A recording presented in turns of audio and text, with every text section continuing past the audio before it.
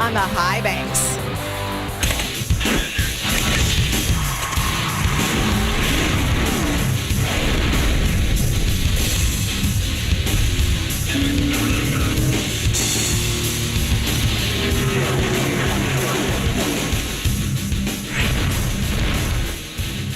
Welcome to what we like to call the wild card, the race that keeps drivers up at night, not because they're scared of what they have to do, but because they're concerned with what they cannot control at NASCAR's biggest and most unpredictable track.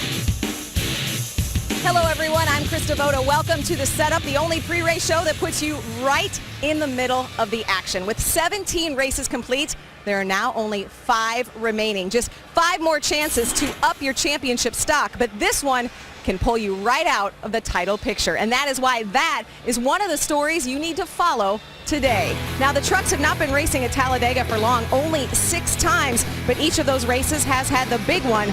Drivers need to avoid that big wreck.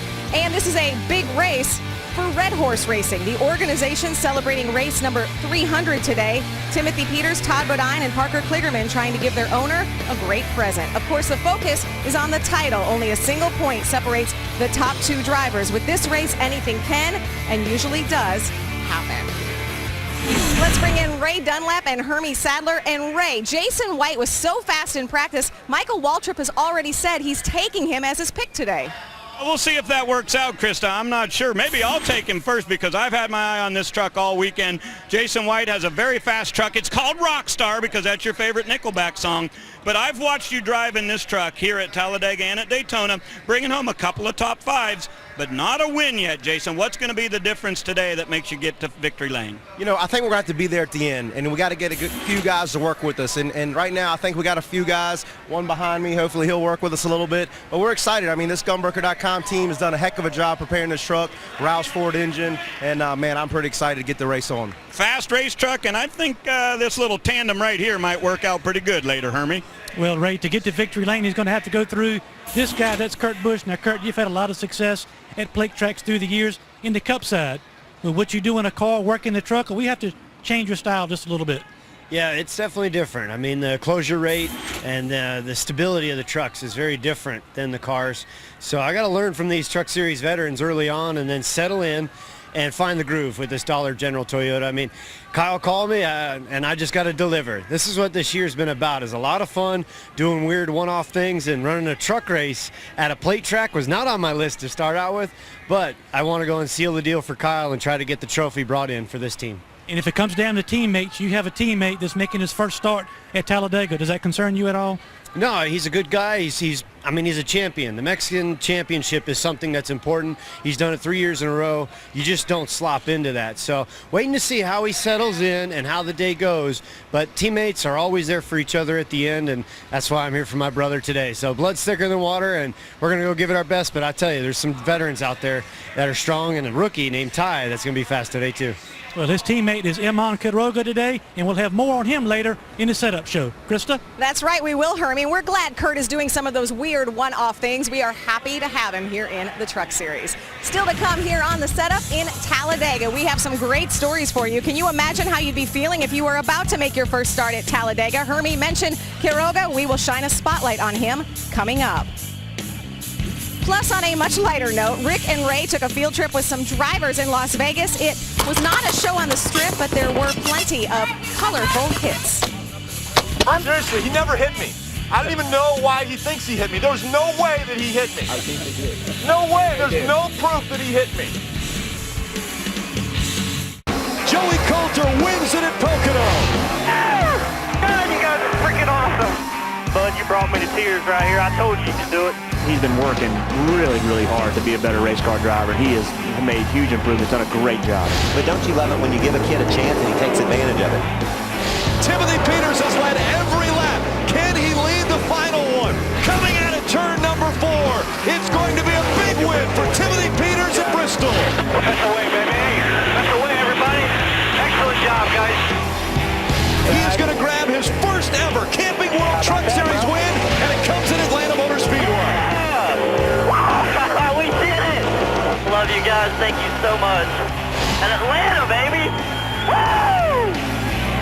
Buscher is going to win at Kentucky.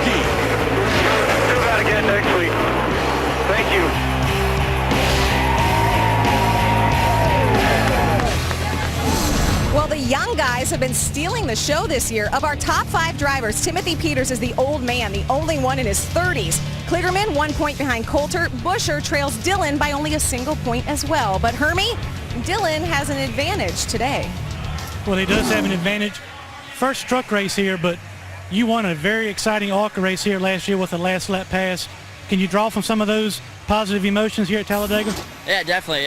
Definitely know what it feels like to have a last lap pass here at Talladega in my first race. So I'm looking forward to it. This place is a blast to race at. These trucks are like no other racing in the draft. So I'm looking forward to it. Hopefully we can leave that Bass Pro Shop Chevy out front all day and let it just suck up some clean air, and we'll see what it comes down to at the end, and we'll know what to do if we have to pass somebody to come to the check.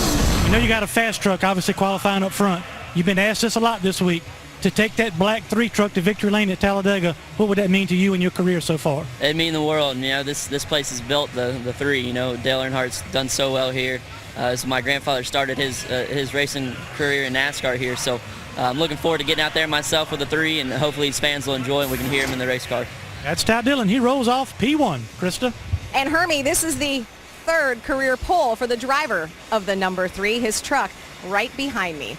From the 3 to the 300, this is a special race, a milestone race for Red Horse Racing. When Tom DeLoach first started this organization, there were plenty of naysayers. But this year, his trucks have been to victory lane 3 times, and 2 of his 3 drivers are in the title fight.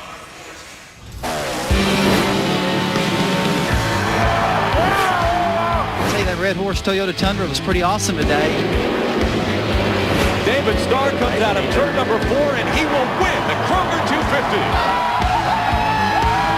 Rolling through the corner, coming out, turn number 4, checkered flags in the air. Timothy Peters will win at Martinsville. I can't thank it enough for this gentleman right here, Tom DeLoach. Timothy Peters is wild, coming up to the line. Timothy Peters is going to win at Daytona. We just won Daytona. I can't thank Tom DeLoach for giving me the opportunity. All this Red Horse Racing team. Tom DeLoach, the owner of Red Horse Racing. He said, surely we can get a win here. One of those trucks. I believe that's a deep threat. Oh my goodness. Well, standing here watching that Daytona footage, Timothy Peters got a pretty big smile on your face. You guys have 3 trucks in the race today. You start 7th, 8th, and 9th. Any kind of team orders, or how much have you talked to your teammates to say, can we do this together? We're definitely going to try our best. Obviously, with the 300 start for Red Horse Racing, all 3 of our Toyota Tundras in the top 10. And as far as I can remember, this is the best qualifying effort on the Speedway. So we had a meeting right before the intros here that we're going to work our best up until 93 and a half laps, and then it's everybody for themselves from the travel to the start-finish line. But all of us are great, and it's going to be an exciting race. All right, go. They need you driver intros right away. That is Timothy Peters, and those 3 trucks rolling off the grid, all in a row. Krista? Thanks, Ray. Here are the numbers. 9 wins for the organization that used to be dubbed the little team that could. Timothy Peters has said that Tom DeLoach saved his racing career. Peters could be the one to bring Red Horse its first NASCAR championship. Well, what is going on with the team right now? You saw Timothy going to driver intros, but just before that, the team tweeted this picture. The entire organization fitting inside the hauler to have their weekly team meeting. Again, this their 300th race. Well, tomorrow, Race Day is asking NASCAR fans to be a part of the broadcast. Make your voice heard in the Speed Live vote during the Ultimate Pre-Race Show in Talladega. Tune in tomorrow at 11 a.m. Eastern and go to speed.com to get in on the fun. Coming up here on The Setup, what happens when you turn 2 Brazilians, a Texan, Rick and Ray, loose in a paintball ring? Well, a lot of laughs, some Portuguese cursing, and plenty of bumps and bruises. Yeah, it's all in a hard day's work, I guess. But the Brazilians aren't the only international drivers in the field. The pride of Mexico City is in this race too. We tagged along on his first Talladega practice. We'll have it for you next.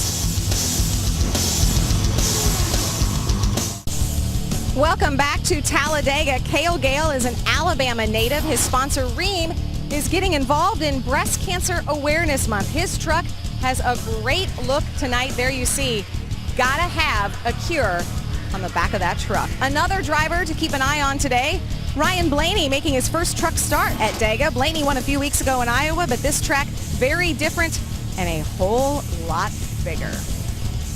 Well, Blaney, not the only driver in the field making his first Talladega truck start. Herman Quiroga, the 3-time Mexico Series champion, has raced at 1 Mile, New Hampshire and 1.5 Mile Homestead last year. But that's far different than what he's about to experience here at Talladega. His perspective is very unique, and he shared it with us in yesterday's practice. Well, I returned to drive stock cars 5 years ago when the NASCAR Mexico Series started. For those 5 years, I accomplished 3 championships in a row, but I wanted to jump my career higher, so I decided to come to North Carolina and have a ride in Kyle Busch Motorsport. Hey, Herman, do you feel comfortable enough now we can go out there and you can go with another truck? Okay, all right. Way out. Clear all the way out. Stay with him. Try and be as stable as you can. Get a little bit closer. You got 4 trucks in line behind you. Stay right with the 23. Try and get as close as you can, like Rick said. Even try and give him a little bump in the back. Just get that close. I'll tell you when you're getting too close. I'm pretty happy with the truck, with the balance, with Rick ran. At the beginning, it's not that easy. I mean, the trucks that are in the pack, they pass you flying. The closing rate on the pack is really fast. So they might be running 20 mile an hour, 30 mile an hour faster than you. All right, jump up behind him. I lost it. Just tell me which one is the last truck so I can jump in. I didn't know if I was clear. Careful. We're not going to catch you guys in front of us. It's more learning the air here. You get used to working with regulars, and then you gotta go back to remember when you brought a rookie to the speedway. We're struggling times, lap times, but we are right for the race. What we want to do is be very, very smooth in both laps, catch up speed as fast as we can in going into the green flag, and let's see how it goes. I mean, for us, top 15 qualifying would be great for the race. It looked very good on the racetrack. Looked very good. You've done a nice job. Okay, thank you. I feel pretty comfortable for the race. We're going to be able to run in the race, in the pack. That will help us out to be in the top positions and finish the race. It's our first goal. I think Herman did a really good job for his first time at a super speedway like this. He's not new to racing, but this is quite different than regular racing. So I think the first time here, I think he did a really good job. A lot of focus on Quiroga today. The series he has dominated the last few years will actually be sharing the track with NASCAR at Phoenix International Raceway next month. NASCAR and the track just announcing that partnership last week. Well, Mexico is not the only place south of the border where you will find thousands of NASCAR fans. In fact, last week, Brazil was on its feet when one of its drivers, Nelson Piquet Jr., won in dramatic fashion. But for Nelson and his teammates, there was action in Vegas before the race even began.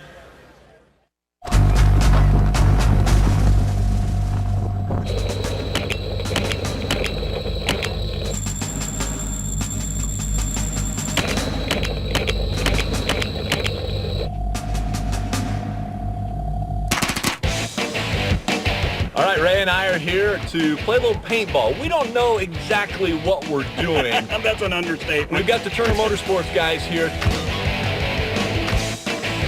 We want to know the rules and what the engagement is going to be like, so we've got Greg Hastings here to help us out. Playing some paintball, the drivers get to not drive 200 miles per hour, but actually dodge 200 mile per hour projectiles. I'll be on your team, I'll be against you. We're gonna mix in the pros that I brought. We got special machine guns flown in for you guys. We're in Las Vegas, we're playing in desert style, so stay tight, move fast. This is attack and defend, guys. Attack and defend. They're defending? They're defending. You ready? Ready. Okay. Ready! Game on!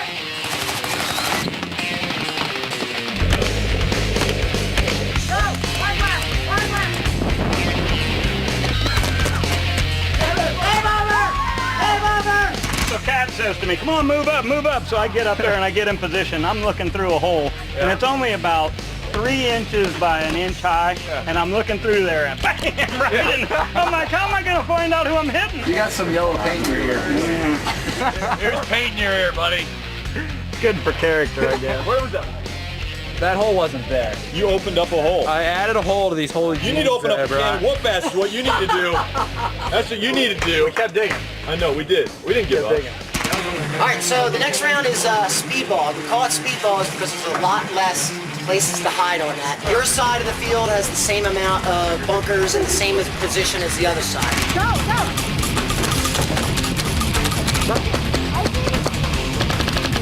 Yeah, they got it. Got me, I'm out. I don't even know why he thinks he hit me. There's no way that he hit me. I think he did. No way. There's no proof that he hit me. So it's your squad against our two ladies. All the guys against two girls. I'm out! We got anybody left? You're kidding me! Right there. Back. 7 of us? 7 of us. They got 2. Well, as you can see by all the paint on Ray, myself, and the drivers, I'm clean. The professionals did a pretty good job of paintballing. So we want to thank the Turner Motorsports guys for inviting us out here, and we definitely want to thank our professionals, Greg Hastings, teaching us how to paintball. And after the welts go away, I think we're going to try it again. Okay, Ray looked like a motocross rider, and was Rick channeling Goose or Maverick that day? The only thing I can think to say is negative Ghost Rider. The pattern is most certainly full. We have a lot more fun coming up here at Talladega. Tomorrow, though, immediately following the Sprint Cup race, turn to speed for post-race coverage on NASCAR Victory Lane. Celebrate with the winners, Johnny, Kenny, Larry Mack, and Kyle. Break down all of the excitement from the wildest race of the chase. It's NASCAR Victory Lane immediately after the race right here on Speed. Coming up still today, quite possibly the most difficult fantasy pick of the year, but that is not the only reason you need to stay tuned. Let's just say Ray is in very unfamiliar territory. Stick around. Now Todd Bodine moves to the outside. Bodine makes the run. It's Todd Bodine at the line. He'll win again. 4 wide through the triangle. Here comes Kyle Busch. He goes to the outside. Kyle Busch will win at Talladega. Kyle Busch is going to move to the inside. It's a drag race. Kyle Busch gets it by 2 1/1000ths of a second. And you saw amazing last lap passes. Eric Almirola found himself on the wrong side of one of those in this race 2 years ago. He is back today in this field for redemption. And speaking of last lap passes, well, we've been sensing this would happen. Ray has had a share of the lead since week 3 in April. He was still tied up top last week, but finally, Ray plummets down to 3rd this week. This is huge. Phil and Michael now tied for 1st. And Michael does it again. Michael gets the sticker. Let's put him right above Hermie here. We're going to start a new row. So Michael, great job. But we need to set up, if you've just joining us, for what we do, all 6 of us now get to make our picks for this race. And this may be the toughest one to handicap of all. You just don't know what to expect. So who are we picking? Rick, you're up first. Yeah, I get to pick first because I'm not very good at picking the winners in these races, obviously. So what I'm going to do is I'm going to take the guy who's number 1 in points, who starts up front, and the last time he raced at this racetrack, he went to Victory Lane. That's Ty Dillon. So the number 3, Ty Dillon, my pick for today's race at Talladega. Hermie. Well, Rick, I think that's a pretty good pick, but I don't think it's a winning pick. I think the winning driver is going to be Kurt Busch. A lot of experience, obviously, behind the wheel, and he also had the fastest truck of the Toyotas in qualifying here yesterday. I think speed and experience gets Kurt and I to Victory Lane. How about you, Krista? Well, I think for me, I have to go with Jason White. I am taking Jason White today as my pick. I'm just kidding, Michael. I know you already called your shot. I hate to do that to you, but instead I'm going to pick the driver. I look at that. I'm sorry. Hold on. We've got a big race here. I don't want to take you out of it yet. No, I'm not taking Jason White. I just wanted to make sure you were paying attention. I'm actually going to take the driver who I mentioned a few moments ago, Eric Almirola. He has made 3 truck starts here and has finished 2nd in the last 2. 2nd both times. And I think Alex's dad, yes, Eric and wife Janice have little Alex with them today. I think Alex's dad gets the win today. Ray, this is very early for you. I know. I don't know what to do picking right here, Krista, but I tell you this. We're very close to the Coosa River, so I think all of you are going to be catfish bait today because I get to finally get the guy that I really, really want when we come to a super speedway. Right here he is. He's the youngin. Jason White said he's pretty sure he's going to draft with this guy, and it has not been pretty this year. A 17.6 average finish, but today I'm going to rub the noggin. We're going to get some luck. And Todd Bodine going to victory lane, yes or no? Heck yes. Okay, easy. That was it. Hermie, or who's next? These two. Me. The leaders. To the booth. The leaders are next. That's exactly right. Last night I was in bed and Jason White and Denny Hamlin came by. And I could just tell Jason White thinks he's got a special truck and that he's going to be able to race to the front. He was 5th at Daytona a year ago. He was 5th here in the spring. He got his career best finish of 2nd at Michigan just a few races ago. Jason White is on a roll and he's ready and he's my pick, Krista. Wait a minute. I'm a little uncomfortable about the whole you were in bed and Jason White came over to tell you what his truck was like. Yeah, the three of us talked about it. I'll stay here, but go ahead, Phil. Well, I'm going to take a guy that won the nationwide race at Daytona this year. He finished 3rd in this race last year. He's won 4 times already this season in the Truck Series, and he's going to be starting from the 3rd spot. I'm going to pick James Busher to get win number 5 here and jump over Ty Dillon for that point lead. I'm glad Ray didn't call us names this time. When he called us fish bait. Well, knuckleheads. Yeah, but look where he is. Look where he is in the points now, too. He's a long ways ahead of me. He's not as far down as you. Don't you cast any stones. And it's because he said we're near the Coosa River. What is he talking about? And by the way, Ray tried to toss to Hermie because he's not used to having to pick in the middle. He doesn't realize that he had to toss up to the booth to Michael and Phil. So who is your pick today for this race? Well, all the drivers are watching this race as well. Michael Annette says his pick, he is also going with the Onion. We'll have to wait and see. It's the race that keeps drivers up at night with concern. It's also the race that keeps fans coming back for more. Ty Dillon is on the pole, just a 1-point lead over James Busher in the standings. A stacked field. We have ringers like Eric Almirola and Kurt Busch in the mix as well. Who will be standing in victory lane when it's all said and done? Trucks at Talladega. Hold on for the ride. What does truck racing in Alabama amount to? It's about a Camping World kind of weekend. It's about accuracy, aerodynamics. It's all about speed. It's about that colossal feeling of community. It's about a gathering of endorphin-addicted, thrill-seeking junkies. It's about rolling out friendly rivalries, all the while sharing full throttle fondness and all kinds of bumper-loving fun. It's about adrenalized drifting abilities and agility. It's about the uncanny characteristic of alacrity found throughout every inch of this super speedway.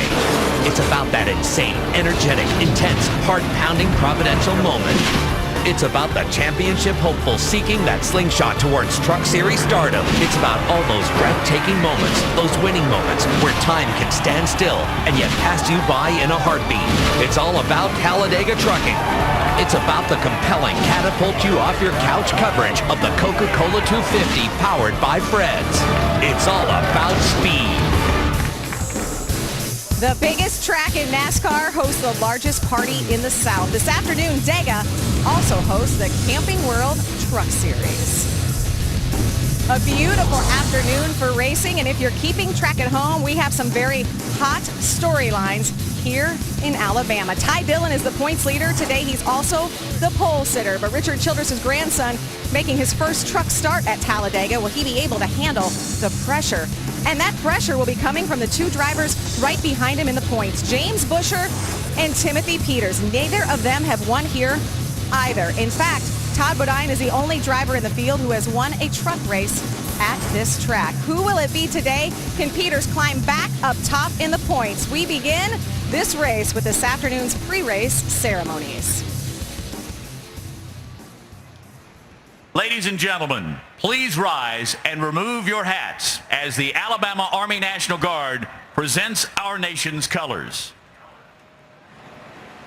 Please remain standing as Reverend Bobby Freeman, pastor of Southside Baptist Church in Talladega and Alabama Raceway Ministries volunteers, offers today's invocation.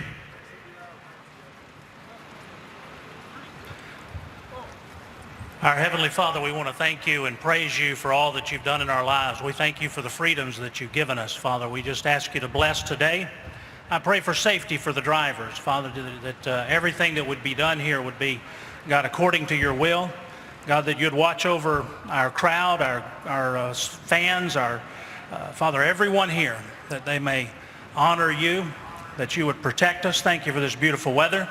Most of all, Lord, we thank you for the Lord Jesus Christ who died on the cross for our sins. In Jesus' name, amen. Race fans, please remain standing for our national anthem singer. She's a second grade student at Talladega's own Alabama School for the Blind, 7-year-old Malia Thibodeau.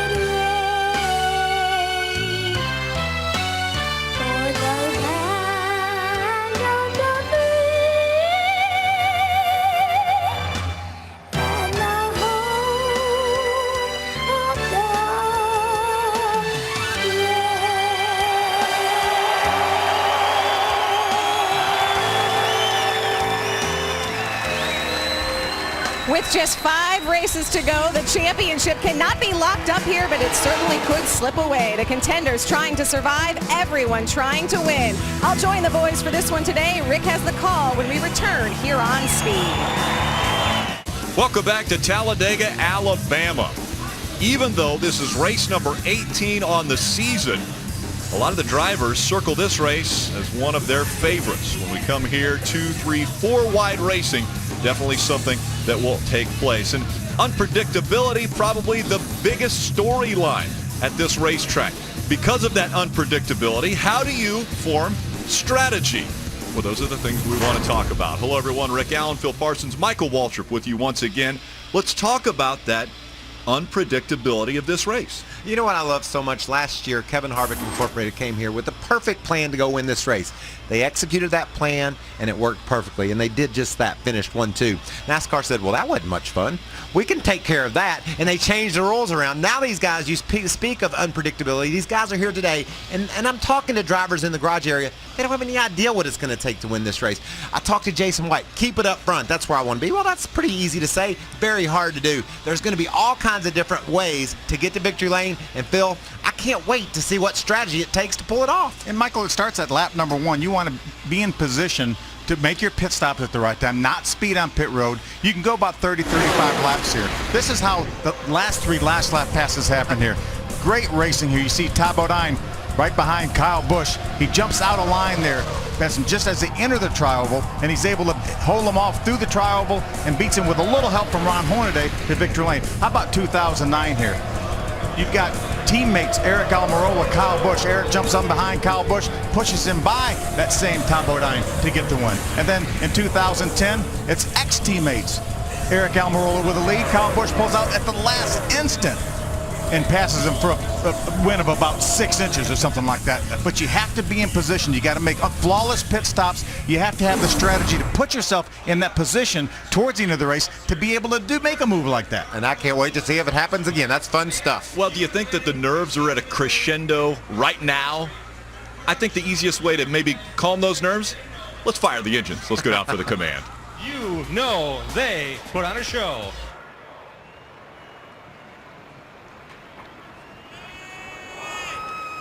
Please welcome back today's Grand Marshal, Executive Vice President and Chief Merchandising Officer for Fred's, Alan Crockett. Drivers, start your engines.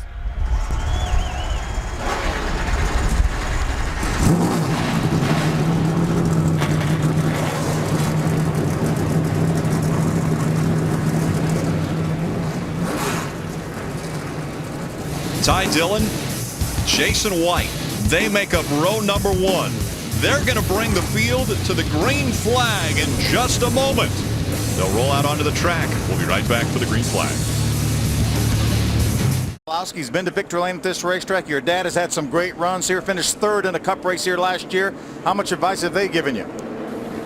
Well, yeah, definitely two guys I look up to. Both have had a lot of success on super speedways, especially this racetrack. So they give me little tips here and there about the draft and just little pointers that you can put in the back of your head for the race.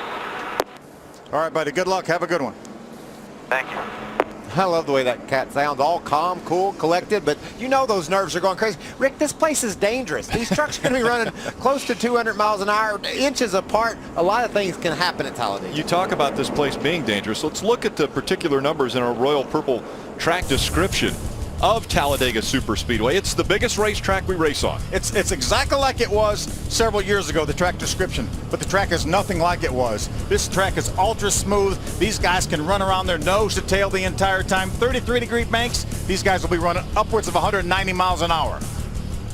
Look at that pit window. A scant 30 or 35 laps, so there'll be a lot of action on and off the pit road. We talked about staying up front. If you want to stay near the front, you've got to have that right strategy that you talked about in the opening. And let's go back down to pit road and Ray Dunlap.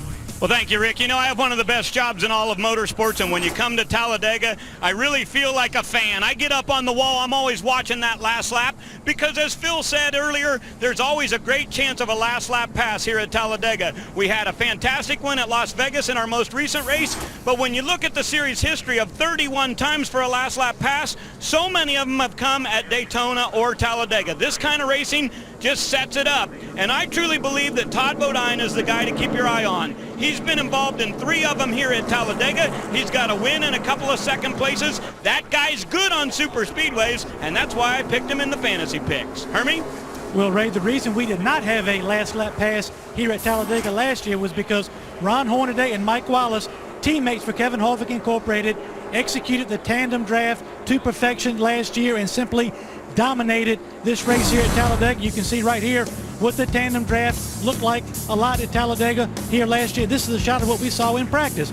But since last year, NASCAR has implemented a couple rule changes that may affect it. Look right here, the nose of these trucks, only a 6x12 opening to catch air in the nose. Last year, you could catch air under the bottom of the nose, and NASCAR has also taken away the ductwork to the bottom of the nose. So that 6x12 opening is all you got, and NASCAR has also installed a pressure relief valve, much like we see on the Cup side, at 25 pounds. So they've got to do a good job of managing the temperature with these engines to have a shot at that last lap pass. Rick? Thank you, Herman. And the field making their way back through the tri-oval. They are going to be shown 1 lap to go before the green flag flies, and we'll be here for it. Welcome back. It's the Fred's Super Dollar $250, powered by Coca-Cola, presented by Royal Purple. You're on speed. Take a look at our top 5 this season. Ty Dillon has put together a very impressive season. James Buescher as well, just 1 point separate the top 2. Little problems over the last few races for Timothy Peters has dropped him back to 24 points back. Joey Coulter, Parker Kligerman, a couple young guys looking impressive this year. But look how tight it is, 3rd, 4th, and 5th there, Rick. If something goes wrong with our 2-point leaders, they don't get through today, we're going to have a hornet's nest for this championship lead, because just outside the top 5, Matt Crafton is sitting there poised to jump in the battle as well. He's only 2 points out of 5th right now, so it's definitely a 6-man race. And he wants to make it a 2-man race. Yeah, or a single. He wants to get out of here unscathed. but that's the cat everybody's talking about. That's Eric Amarola, and Eric is poised to see if he can't put that number 5 truck for Richie Waters in victory lane. Well, he came so close and needs to get to victory lane. He pushed Kyle Busch to a victory one year, and then Kyle Busch passes him just as they're going through the tri-oval to steal the win away from him another year. And like maybe the only trucker that could have done it, Kyle was crashing when he passed Timothy. Right. Completely sideways. He was sideways in one direction, sideways in the other, and he grabbed the victory. So Eric Amarola did everything he thought he was supposed to do, including almost crashing the guy that won the race. By 2/1000ths of a second. We figured it out, Jimmy, our crack statistician. That's 6.8 inches.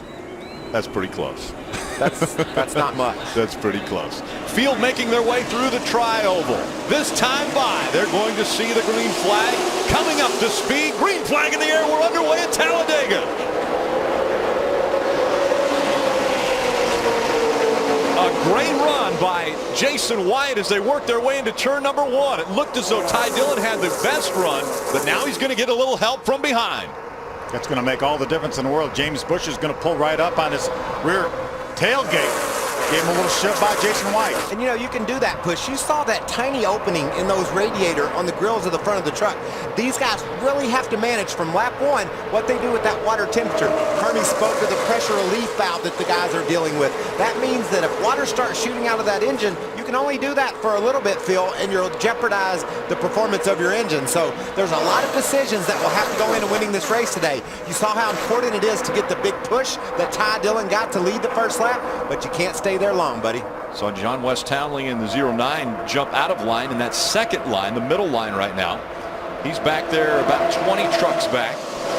Jay White leading the outside line. He's got Ron Hornaday behind him, and on the inside line, it's Ty Dillon followed by James Buescher. Jason White had a great start, started on the outside of the front row. They were even through 1 and 2. He was running 10th when they got back to the line. And you know, he did everything right. He had a nice run on Ty Dillon as they got toward turn 1, but Ty picked up drafting help from James Buescher right behind him, and away he went. And you know, Phil, as the point leader, he and Busch are running right there in the front of the pack. They're not going to try anything right now. No. They're happy just to run 1-2 and log some laps. One of the early questions that we're going to have to figure out what is going to happen is, will that second line move up on the first line? Because if Ty Dillon wants to hug that yellow line right now and hold on to the top spot, unless someone challenges him up in the second line, he doesn't have to move. But it looks as though that second line is beginning to move now. And the second line is in control of their own destiny. If Jason White is okay with Ron Hornaday getting on that tailgate and pushing him, then they will indeed get there, as you can see they're doing now. But if Jason doesn't like it when Ron pushes him, he'll wave him off and they can't make any progress. Now, Kurt Busch in the 18 and that Dollar General 18 just jumped out into the second line as they were going through 1 and 2, then got back in line. It looked as though he was trying to figure out which one was going to go. Well, I think he found he had no momentum, so he felt like he was better off jumping back inside. There he goes, though. You know, that's somebody that doesn't care about this championship battle. He wants to win the race. Jason White is coming. Kurt Busch jumps out and takes advantage of the run that Jason has. Ray, right now it looks like James Buescher is the pusher as far as him and Ty Dillon. Well, he's just hanging back there right now, Rick, but in practice, James Buescher was one of the trucks that actually did a little bit of pushing. He and Kurt Busch got together, and James told me that he was able to go about a lap and 3/4 tucked right up on somebody's bumper. That's something we should file away for later in the race today. Can you do it? Will you do it? Not many people have practiced it, but here's the other thing to keep in mind. You don't want to push too early and get your engine hot, then be a late race caution and maybe go green, white, checkered. So there's a lot of decisions to be made about whether or not you will push and who you can go with. Kurt Busch is very experienced. He's okay with Jason White pushing him. How much pushing Jason White has done could be a little bit questionable to Kurt Busch. Push me correctly, Jason, and we'll go somewhere, but you got to hold it in line. We saw here a year ago people spinning each other out just trying to do the tandem drafting. I don't think Kurt liked what he felt. He said, I'm back in line. What are they talking about on the radio, Hermie? Well, the 18 of Kurt Busch moved up when he saw the outside line coming. That had a lot to do with their spotter. Steve Balkdahl has a lot of experience spotting at places like Talladega, so you guys may want to elaborate. The driver's got to drive the truck, but an experienced spotter can make a big difference here at Talladega. I think when you get two guys running together, you have to go find the other guy's spotter and stand with each other, because you essentially will spot for both vehicles. Look who's coming, Phil. I don't think anybody's surprised. Here comes Hornaday. Hornaday pushing Jason White to the front once again. Here comes Chris Fontaine. He was the guy I was talking about. Always makes his way toward the top 10 on the restrictor plate race. Has a really fast truck. Is very comfortable running up front at Talladega. Remember, we talked about the job Ron Hornaday and Mike Wallace did last year. Ron Hornaday was very, very comfortable pushing because he pushed Mike Wallace the entire race last year. And you can see the ground they make as soon as they hook it together, but it's not a smooth hook together, Phil. There's a lot of bobbling by Jason White's truck. There was a lot of bobbling when Kurt Busch was out there as well, so it's risk reward. How much you want to risk. Hornaday all over the back of that 23, giving him a shove. Those two had good momentum going. When they stay locked together, they go faster, but they can't stay locked together long, or that pressure relief valve that we talked about earlier will start spewing out water. The main thing is, can we stay together and keep going straight? That's the thing I'm questioning. We saw Hornaday and Wallace, we talked about it, did it perfectly last year, but there was a lot of squirrely trucks when they tried to do that tandem pushing. There's so much to be gained by pushing another truck, but wow, you can lose a lot in a hurry if you don't do it correctly. We saw Ryan Blaney in the 29 being pushed on that third line way on the outside, and now it looks as though the 27 of Cole Witt's going to back off and go to a different line. We have 29 trucks right now within 2 seconds of the lead. And I'm thinking that the third place truck at Las Vegas wasn't within 2 seconds at the start finish line. And right now we have 29 trucks, as you mentioned, within 2 seconds. A big pack working around this track. Wonder if our buddy we talked to prior to the race, Ryan Blaney, is any calmer after 3 or 4 laps, or if it's gotten worse. I mean, he's seeing stuff he's never seen before. That outside line is working. Jason White has made it back up into the third spot with the help of the 9 of Ron Hornaday. Yeah, I think Ron Hornaday is committed right now to helping Jason White get that thing towards the front. As that outside line works, Chris Fontaine will move up. 09 of John West Townley back there fourth in that second line. Look, they're trying to form a third line. That's Johnny Sauter. He didn't qualify well. We know that he's going to race his way toward the front, and he's got help and is forming a third line trying to get up toward the lead. Yeah, amazingly enough, Johnny Sauter qualified all the way back in the 29th position. 2 and 3 wide already here, working lap number 7. And at the last restrictor plate, or our tapered spacer racetrack where bump drafting was imminent, you had to do it. We saw the 13 and the 88 work together.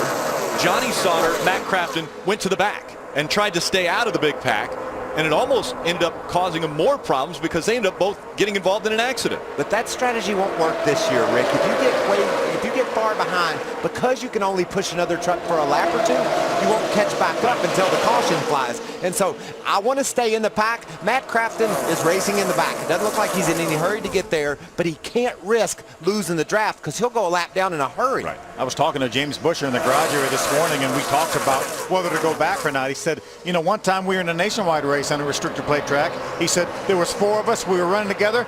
We got ourselves lapped. Here we go. We got to push for more today. Jason White making that outside run. The 2 trucks are hooked up. They're making it work on the outside. Jason White and Ron Hornaday pushing to the front. Hornaday is committed. You nailed it, Rick, and you can see how much these trucks are bobbling around. They figured it out. They've made it in front of the 3. So now it's Jason White in front of the field at Talladega. They got up front. Now they can come up unhooked. Ron can cool his engine off a little bit and maybe ride for a while. And if Jason White's best friend is that yellow line now. He's gotten to the front. He knows Hornaday's fast, maybe even faster than Jason White is. Hornaday, look how hard he can push the back of the 23 truck. They make such progress. If I'm Jason White, I'm going to stay pinned to that yellow line and not let anybody get up beside me. Look at these guys on the inside right side of your screen are just in line running wide open. Those trucks get hooked together and watch them drive by them. Ray Dunlap. Hey, Jason White has to drag his brake a good bit, guys. His truck is so fast. He doesn't want to come out of the throttle much, but he starts to break away from everybody. So he's spending some time with 1 foot on the brake. Well, he's not doing that anymore, Ray. Once you get in the front, you can see what's coming up the outside. Once you're in front and you're not getting a push, you're off the brake. You're driving your rear end off trying to hold the lead, but it looks like Kurt Busch is going to push Eric Almirola past him. Another couple guys that know how to do this and do it a lot Eric Almirola, he's hanging out there on the outside line because the guy who got him there wasn't able to clear Jason White. So he's staying out there. That's a good teammate in this situation. He's not going to hang the guy that got him to the front out. Remember, Eric Almirola finished second twice to the cat that owns that 18 truck running behind him. What about Rick Crawford? He doesn't race all the time. One of our Truck Series veterans, and he's climbed his way up to battle for this lead. I love that. That's just what's so much fun about Talladega. You never know. So that's why you've got to stick around. Only 10 laps complete of the 94. Stay with us. Welcome back to Talladega. Out in front of the field, it's the 5 of Eric Almirola. We're underway with the Fred's 250 powered by Coca-Cola here on Speed.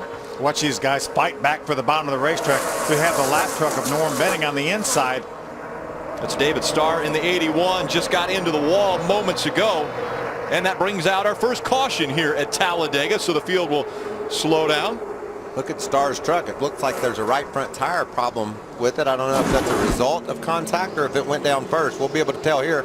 Looks like he blows a right front tire. Does a nice job of not panicking. Just able to barely brush that outside safer barrier. Yeah, this is the same tire that the Cup cars are running here and have ran here for the last couple of years. So certainly haven't seen any issues with the tires at all. Undoubtedly, David ran over something. So David Starr gets into the outside wall, brings out caution number 1. 14 laps complete at Talladega. That means 80 laps to go.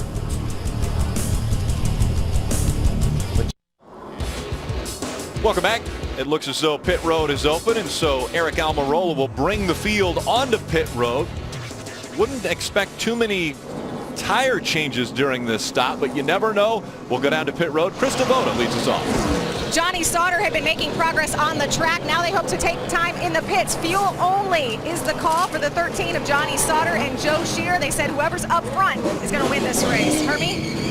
Krista, it's going to be fuel only and a slight wedge adjustment for the 18 of Kurt Busch. He told Eric Phillips no problems with the 18 truck.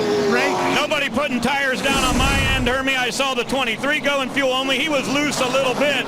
It looks like the 5 will be off pit road first, but a really good move for the 3 team.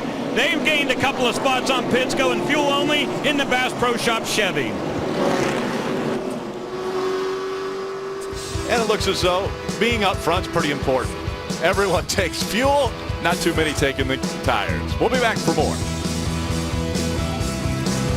11 a.m. Eastern live on Speed. Welcome back. Fred's 250 powered by Coca-Cola, presented by Royal Purple here on Speed. Let's go back to pit road and Chris DeVoto. Rick, just want to give you guys a quick update. Matt Crafton, one of the drivers who came back in under this caution to top it off with 1 to go. I think that might be part of that strategy of hanging around at the back. Might as well have plenty of gas. Yeah. And he wasn't planning on going through that pack anyway. You can see Norm Benning there beside Crafton. He's our Aaron's lucky dog recipient, so he'll get back on the lead lap. He made things kind of interesting, didn't he, Phil, when they caught Norm Benning and had to fan out to get around him along about the same time. That's when Starr had a flat tire, but that was kind of crazy. Yeah, as soon as they got by him, they were diving back for the bottom of the racetrack. Again, as we talk about it, the yellow line is your friend. Ty Dillon won the race off of pit road, so he is scored as your race leader. Eric Almirola on the outside of row number 1. We heard some conversation on the radio between the Eric Almirola bunch and the 18 of Kurt Busch's bunch. They're talking about working together this entire race. They may start doing it right here. Green flag back in the air. Great restart for Ty Dillon. He's going to need help, though. Jason White closing in behind him, but the outside line might work better because the 2 are already hooked up early. Eric Almirola being pushed by Kurt Busch through 1 and 2. That's that experience of Kurt Busch. He knew exactly what he needed to do when they threw the green flag. And you know, a Busch brother and Eric Almirola, that's worked out pretty good over the years. Pretty good combination, absolutely. We'll see if it works now. Rocketing down the back stretch. Can both trucks clear that 3 before they move down? Sure enough, they do. Eric Almirola out in front. Kurt Busch running second, and they're pulling away from the field. That just goes to show you what a Cup driver, such as a guy with the talent of Kurt Busch, he knew to be glued right to the back of Almirola when they threw the green flag. He drove right around Ty Dillon and Jason White because Jason just wasn't there. And remember, that's 2 Cup drivers working together. Eric Almirola and Kurt Busch nose to tail as they have taken the lead away from Ty Dillon. Dillon tucks in behind the 18 now in 3rd. Look at that outside line. You have the 9 of Ron Hornaday right behind him. Former Daytona winner Rick Crawford in that 20 truck. Let me tell you what's going to happen, though, fellas. The more the other drivers see someone like Kurt Busch pushing, or they see Ron Hornaday doing that, they think, I got to do that to get to the front. I've got to push the guy in front of me. And it's not an exact science. You really have to be precise with your pushes. We know Kurt Busch is a champion. He knows how to do this. We've seen Ron Hornaday work the whole race a year ago by pushing. Some of the more inexperienced drivers try it. Phil, it could cause a big problem. And we've seen that happen before. Even in the Cup races, we've seen the very most experienced drivers in the world do it, and sometimes with catastrophic results. Yeah, if you don't do it right, like when I was coming here to the track today on the highway, we tried some bump drafting with some people that didn't actually know we were going to do it, and they were mad. I mean, there was not one person that was happy about it. They did not like it, huh? They didn't like it at all. Well, you didn't ease into them. You that's hit true. them a little bit harder than they wanted. That is a good point. Out in front, Almirola, Kurt Busch, Ty Dillon, Jason White, Cale Gale. They're your top 5 right now. Dale Jr. said I wasn't allowed to bump draft him anymore. I spun too many people out to him. So it's off limits now. I know who I can't push. That 88 car. Riding along with Top and you hear him getting out of the throttle so he doesn't get up there and get into that back bumper of the 27. Yeah, what's he have to gain? I mean, they're in a pack. Even if he did push 27, he didn't have anywhere to go. So right now, you just ride in line. When you get a little bit jiggy and you want to go for it, that's when you hook together on the outside. And we can see those trucks jumping around a little bit from far away. It doesn't look like they're moving around. You get up close from an onboard, those things are dancing a little bit. Yeah, remember, over 180 miles an hour around here, and they're within inches of each other. Riding along with Timothy Peters now in 17. One of our combatants for the championship, and you can see what he's faced with. That's Cale Gale right in front of him. Phil wobbling around, like you said, and he wasn't anyone pushing him. That just shows you these guys have their hands full, and that's what makes the tandem drafting so difficult. And we talk about this wide open racetrack, talking about these trucks being easy to drive, and they are. Relatively speaking, they're easy to drive. Did I tell you that Ron Hornaday knows how to push? He got a buddy, James Busher, pulled up in front of him, and Ron went to pushing, and they're going to the lead. You don't want to be down on the left side pushing, though. Just enough to get out in front of the 5 of Almirola. Now Almirola moves out of line, and now Rick Crawford is going to come up on the back bumper of that 5 as Almirola drops back. I don't understand that move by Eric Almirola. He just pulled up and let people pass him, and you want that yellow line. We talked about it being your friend. You want to be right on that baby, and I don't understand what happened there. And we listened to Eric's radio conversation during our commercial break, and he said his truck was very comfortable with the 18 pushing. I'm not sure why he jumped out of the line either, unless he felt like the 18 was going to go with him again to try to move to the outside and get back by those guys. James Busher out in front of the field now. Hornaday trying to run second. Look at Ross Chastain. He's got a hold to the back of Matt Crafton, and they're making that third line work. The far outside line working together as they're moving up toward the front. Krista. Miguel Paludo also on the move, getting help and working with his teammate Nelson Piquet. But talk about some experience to help out Miguel Paludo. His spotter is Jeff Gordon's spotter, Eddie DeHaan. His crew chief, longtime veteran in the Truck Series, Jeff Hensley. I explained to you a plan change. We talked about Matt Crafton going anywhere.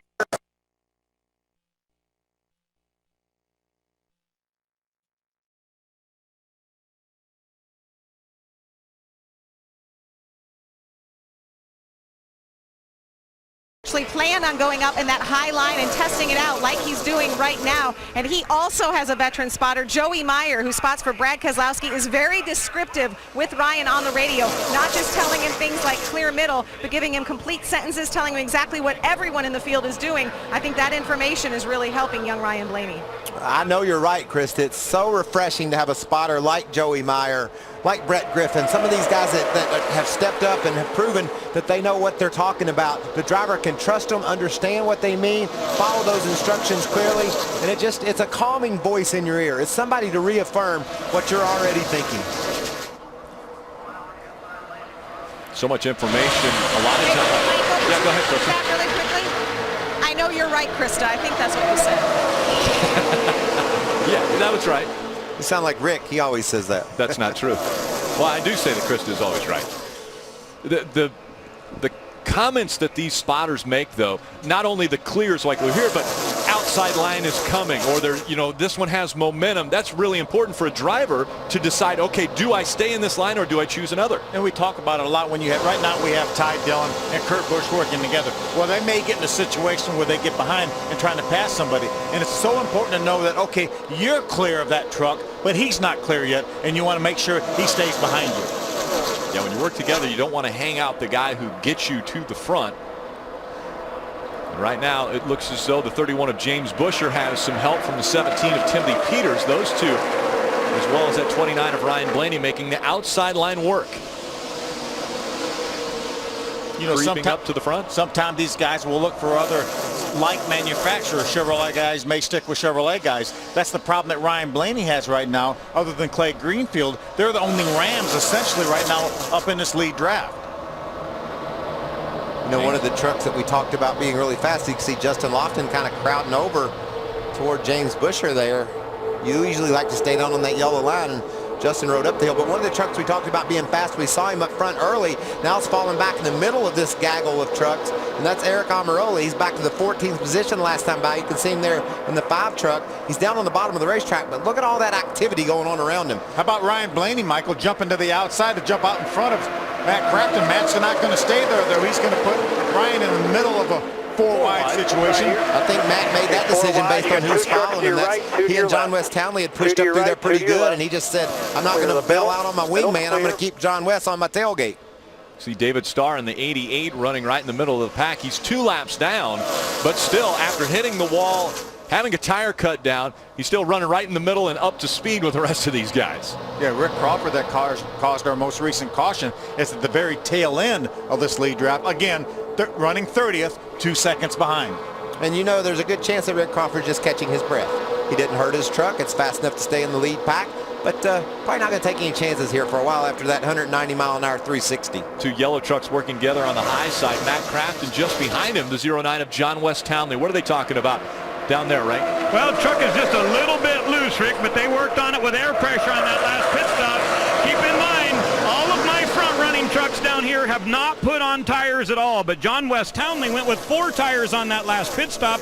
That could put them in position to do a little strategy the next time down pit road. Hermie? Well, Ray, the 22 of Joey Coulter has been quiet but effective. He started 11th, and his team has been really solid on pit road. And another thing I noticed about Joey Coulter, with his lack of experience, he's been very good of getting that truck very fast, very hot into the pit bike without spinning the tires and getting off his pit stops as well. So far, so good today for the 22 of Joey Coulter. Krista? Hermie, what about the 2 of Tim George Jr.? He has stayed out of trouble and staying really quiet on the radio. The directions to the driver, stay in the middle. Do not get shuffled out. That is where we need you to be. Just be patient and stay in the middle. You know, Hermie brought up a great point there that we really have kind of passed over. When no one wants to change tires, they have to make sure they don't slide their tires and lock their tires up coming in, because they could flat spot them and then they would have to change their tires. That's part of the strategy. That's part of not making any mistakes on pit road. And I think right now, the way the cautions have fallen, you know, you don't want to take the time to put 4 tires on, because you're only going to have less than 1 can of fuel. Ty Dillon holding on to the top spot. Kurt Busch, Joey Coulter, Justin Lofton, and Jason White still your top 5 here at Talladega Superspeedway. Welcome back. Third caution has come out in the Fred's 250, powered by Coca-Cola, presented on speed by Royal Purple. This time it was, well, one of our favorites for Superspeedway racing. Todd Bodine caught up in it. Ross Chastain in the 08 got a lot of damage from it. He was getting a push from John West Townley. We heard from Ross's truck saying he just got jacked up. Maybe a bump draft gone wrong down the back straightaway, and it just turned Ross Chastain. We're watching this now. You see them on the outside line left of your screen there. And you see John West Townley's on the inside. He just wasn't square behind him. He got to pushing him, and around he goes. It knocks the 08 of Ross Chastain into the 07 of Johnny Chapman. In turn, it knocks Johnny into the 11 of Todd Bodine. What about the job that Ross Chastain did keeping that thing going straight somehow? So a lot of trucks on pit road once again. Krista. Johnny Sauter told to stop short to avoid the 32 of Miguel Paludo. They took 2 right side tires on the last stop, so this time they'll take 2 left sides. Hermie? The 18, Kurt Busch, he'll get 2 right side tires, 1 can of fuel, no adjustment. Ray? Your screen, you see Justin Lofton. They're going right side tires. He wants to try to stay hooked up with the 18 if he can. It's fuel only for the number 3 once again. So we've had 3 rounds of pit stops. They still haven't changed tires. Stays out front, at least winning the race off of pit road. Timothy Peters with a good stop on pit road, gets 4 spots, and we look at the damage to the 08 and all the work that they're doing. This is what happened. Yeah, we were watching this during our commercial break, and I said, boy, I don't know, that's a pretty hard hit from the 09. But again, I don't think Ross was ever straight, and I think John West was moving around on his rear bumper at 185 miles an hour. Even when you're trying to go straight down the straightaway, it's not easy like we've been talking about. And then slamming into the 07. The 07 going into the 11. And I just can't tell you, as this race marches on, people are going to get more and more aggressive, and you're going to see more of that. You know what's a little bit unfortunate, Johnny Chapman in the 07 riding along in that second line. Phil, it was just maybe 2 laps ago when we saw Johnny Chapman turn the fastest lap. That's right, yeah. Running about the 20th position. And we do want to apologize once again. I know people have been experiencing outages. We apologize for that. It is a solar outage that is taking place with the transmission of our broadcast. Bear with us. We'll end up in victory lane today. Well, we still have 46 laps to go before that decision is made. 23 came onto pit road, and it looks as though they were having some issues down there. Yeah, let's take a look at it here. See, you see the right front tire he's not able to get it off. The fenders are so tight, Michael, and a lot of times guys will build those fenders so tight for aerodynamically, but then you run into this problem. Yeah, and then also, Phil, the shock absorbers can affect whether you can change that tire or not as well. It might hold that tire up in the fender well. So the Cup cars or the truck, you want to design them as precisely as you can to take advantage of all the aero, but you have to be able to change tires. You got to do it quickly. That's how you win a race. So this team had a tire there, or excuse me, a fender there that was aerodynamically perfect, but it wasn't functional. Hey, Hermie, what was going on? The 5 was on pit road again. Yeah, and he's probably going to be coming back to pit road. The transmission is stuck in second gear. You can see the top of the shifter right there for Eric Almirola, stuck in second gear, and that will not get it here at Talladega.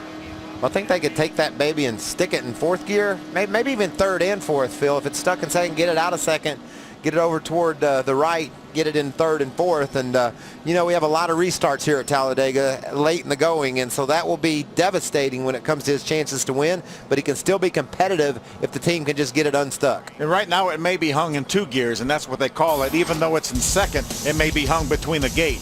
Aaron's lucky dog goes to David Starr, so he will get a lap back here at Talladega. That's one look back. I hope it's positive.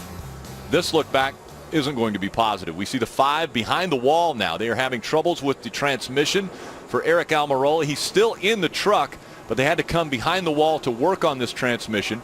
And so while he is behind the wall, the field 2 by 2 once again coming through the tri-oval, and green flag goes back in the air. Ty Dillon on the inside, Timothy Peters on the outside, Justin Lofton behind Timothy Peters on that outside line, trying to make those 2 trucks work a little bit better on that high line. Looks like Lofton's hooked to the back of Peters. We know Timothy Peters knows how to get to victory lane on one of these super speeds. Again, the double yellow line is out of bounds. You cannot improve your position by going under the double yellow line. We'll let you go out of bounds if it's going to help prevent an accident or keep anybody from getting in trouble, but you can't go down there and start passing people. Well, that's a great rule that NASCAR has implemented. So Timothy Peters had the help of Justin Lofton to get to the front, and now Lofton moves out to that outside line and loses a top 5 position. Here comes Kurt Busch in the 18 on the outside, with 18-year-old Ryan Blaney pushing him in the 29 truck.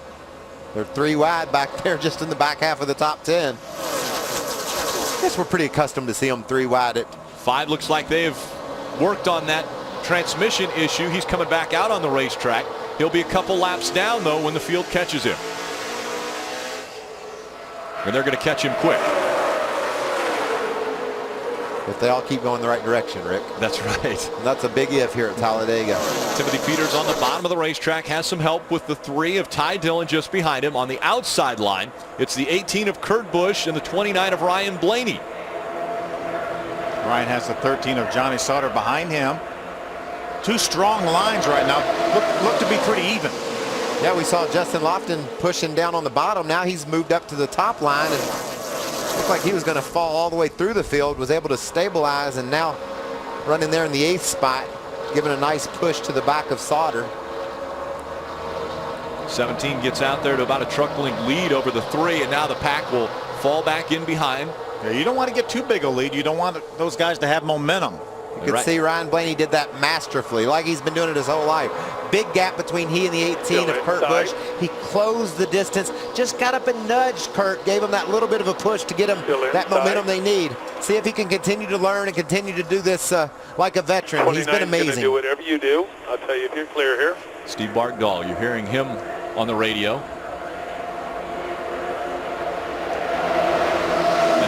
Kurt Busch that has moved in front of the 17 of Timothy Peters. How would you like to be Kurt Busch and call your spotter and say, who is that, Steve, pushing me? He's 18. Is it Dave Blaney? No, that's his son Ryan. He's 18. He's had a few starts. He won one. I believe he's going to be just fine. Pushing you, still inside wheel. Amazingly enough. Inside door, 3's connected to that 17. Johnny Sauter looked like thought about making it 3 wide up the middle, and look at the momentum it cost. He got alongside a little bit of Ryan Blaney, and that took all the momentum away from those 2. Did a 3 and the 17 got hooked up for a moment there when they went down into turn number 3. It looked like Ty had a moment for a second. He jumped to the outside a little bit. Here comes that outside line again, led by Kurt Busch. Here's an amazing statistic. In the top 8 right now, Kurt Busch is the only one who hasn't been to victory lane. Everyone else has won a race this year. Okay, this is the time when my heart starts beating really fast. I mean, this is getting intense. Less than 40 to go, and these guys are starting to turn up the heat. Now here was a situation where Kurt Busch got a good shove from Ryan Blaney, was able to get way out in front of Timothy Peters, but Ryan Blaney wasn't able to follow, and so Ryan is on the outside line. Kurt decided to move to the inside line to get in front of the 17, and now here goes Blaney. He's getting a shove from the 13 of Johnny Sauter, now battling for the lead here at Talladega. 2 by 2. Both How about that 18-year-old Ryan Blaney battling Kurt Busch for the lead in a truck race here at Talladega. Battling for the lead, he just pushed him down front. He's the reason why Kurt got the lead, and now he's going to take it away from him. Cross the stripe once they come through the triangle. It's still 3 wide. That outside 3rd line led by Jason White. Ryan Blaney had a huge lead when they got to the start-finish line. 1/1000th of a second. That must be somewhere around 3 inches. Yeah, I was going to say, you said it was 6 inches. Last year was the margin of victory at 2/1000ths of a second. There's Brad Keselowski, owner of Brad Keselowski Racing. He's being truck owner, team owner. We saw him hobnobbing with some of his sponsors during the caution. Now he's climbed up top to watch his truck lead the race. I bet he's looking down at those sponsors winking right now saying, how about that, boys? I told you we could do it. Ryan Blaney, again, the 18-year-old on the outside, riding along in that 29 truck for Brad Keselowski Racing. Watch on the outside now. Jason White, just about from the drop of the green flag for this restart, has jumped up to the high side trying to make something happen. They had that bad pit stop, lost all his track position now. He's trying to make his way to the front in the 3rd lane. You know, Kurt Busch leading this race on the bottom of the track has a teammate in the field. As a matter of fact, Herman Quiroga is currently running in the 10th spot, a top 10 run for Herman Quiroga here in the Truck Series at Talladega. Well, that can change so fast here. You can be sure running 25th and then be in the top 10. You can be running 10th and be running 25th the next lap. We've completed 57 laps, 37 remain. Ryan Blaney. Johnny's worked with you up there. That's the front of that truck, just in front of the 18 of Kurt Busch. Now Kurt Busch trying to rally back on the inside as they work their way back into the tri-oval here at Talladega. Remember, a lot of experience on the spotter stand for the 29 of Ryan Blaney. Joey Meyer, Brad Keselowski's spotter in the Cup Series, is up there doing the job for him.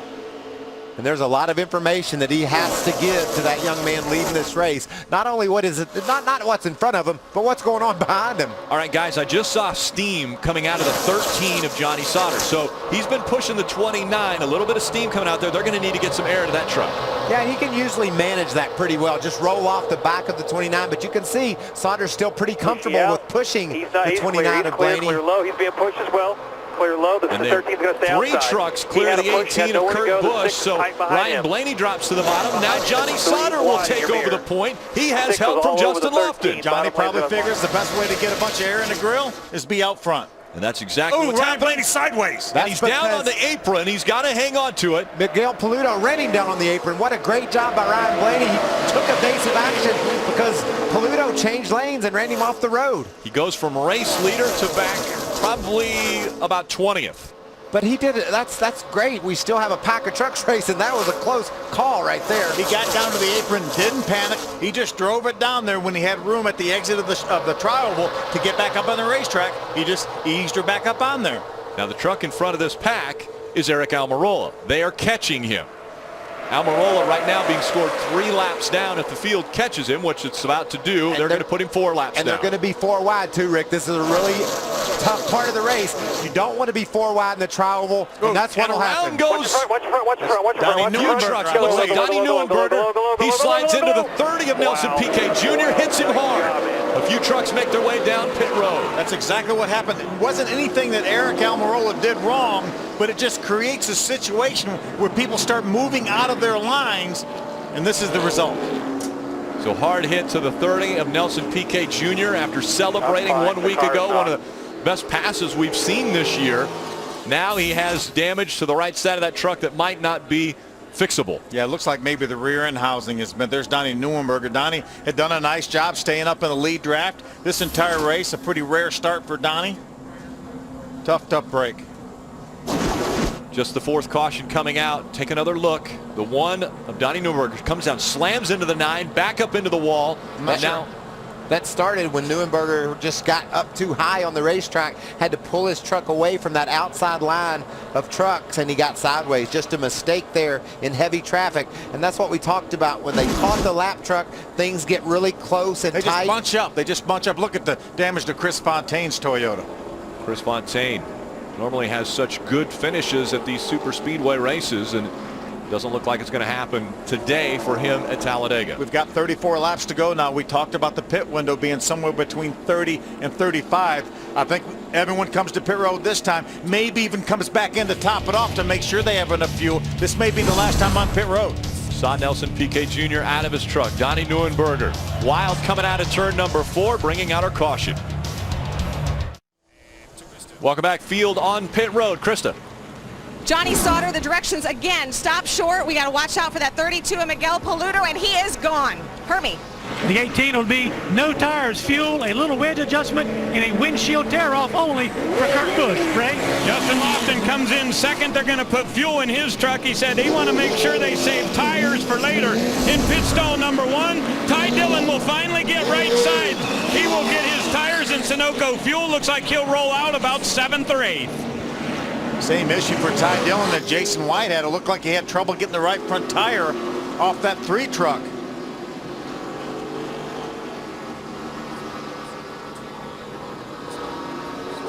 All right, before this caution came out, there was a pretty wild ride for the 29 of Ryan Blaney, and you were talking about it, Michael. Yes. How he had to take evasive action to stop the big one from happening. Watch as they approach the trial oval. Look at the 32 of Miguel Paludo. He came over to the left. The 29 of Ryan Blaney was already there. They made contact. He went to the apron, and everybody else had to scramble behind him. 4 or 5 trucks back. When something goes wrong, the whole world seems like it's coming to an end. Look at all that. What a heads-up move by Kurt Busch, though, to give him the room to get down there. And then Kurt moved back up the racetrack as much as he could to give Ryan that bottom lane if he needed it. And there's a young man who's going to be able to go ahead and continue challenging and win this race because of a great job of driving and a great job of spotting. Let's listen in to Joey Meyer. Clear. Middle lane is clear. The middle lane has the 18 up here pulling it.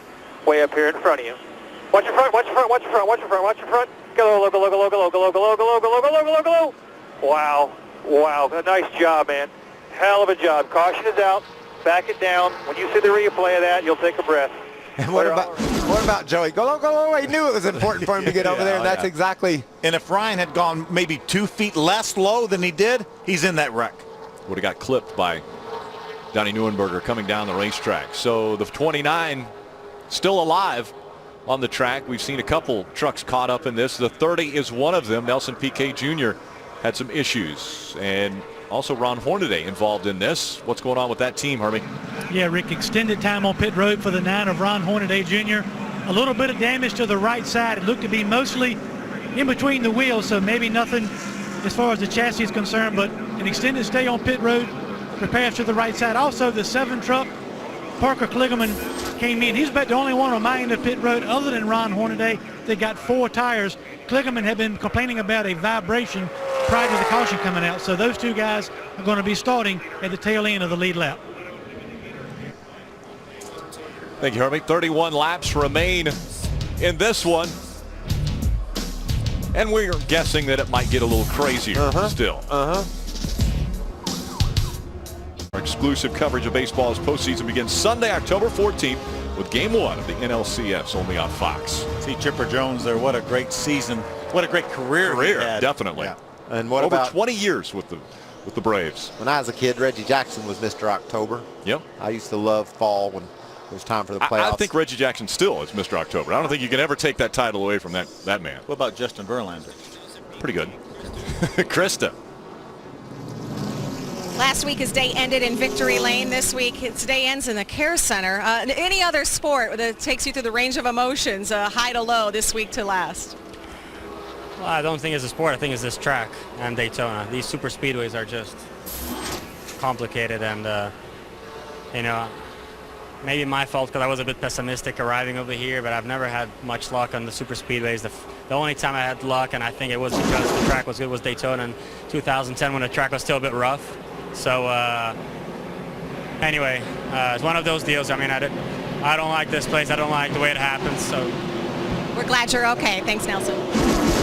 Might have had the option to dive down pit road there, Phil. He's over that way. If he just, his spotter had said, go low, go to pit road, he could have maybe got by, but he looked like he was trying to merge back up on the track, and it crashed. Justin Lofton, Miguel Paludo, 1 and 2 now as they bring the field through the tri-oval. Green flag back in the air. We're back underway. Lofton on the inside, Paludo on the outside. Timothy Peters back behind Lofton. Pair of Chevrolets up front right now. Chevrolet's only won 1 time on restrictor plate racetracks in the last 11. Trying to change that statistic. We got Jason White back behind the 32 of Miguel Paludo, pushing the outside line. Wow, look at those guys. They just know that time's ticking and they have to position themselves toward the front if they're going to win this, baby. There's Jason White giving Paludo a shove like you said, Rick.